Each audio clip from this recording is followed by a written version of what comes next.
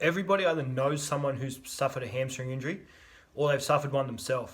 They're one of the more common sporting injuries. And they're one of those shit ones where people tend to get in a cycle. If they do it once, then they'll come back and do it again. So what can you do to decrease the likelihood of hamstring injuries? First of all, just a quick anatomy lesson. The hamstring is made up of 3 individual muscles. So the names aren't really that important, but I'm going to tell you anyway. So biceps femoris, semimembranosus, and semitendinosus. The main thing you need to know is the hamstrings cross 2 joints. So the hips and the knees. This means they perform actions at both joints. So here's 4 things to keep in mind when trying to decrease the likelihood of hamstring injuries, in no particular order.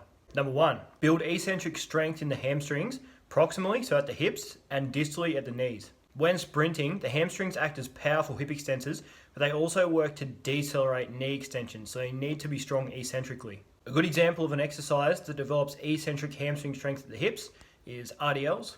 Some example exercises that develop eccentric hamstring strength at the knees are Nordics and stability ball leg curls. Number 2, strengthen the glutes. The glutes and hamstrings work together to extend the hips, with the glutes being the primary mover. Basically, if the glutes are weak, that means the hamstrings have to pick up the slack and they have to do more work than they should.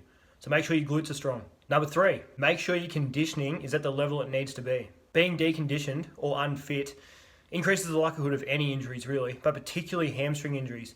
So make sure you're fit. Number 4, sprint regularly. Sprinting is tough on the hamstrings. The only way to truly prepare the hamstrings for the demands of sprinting is to expose them to sprinting. So sprint regularly. That's it.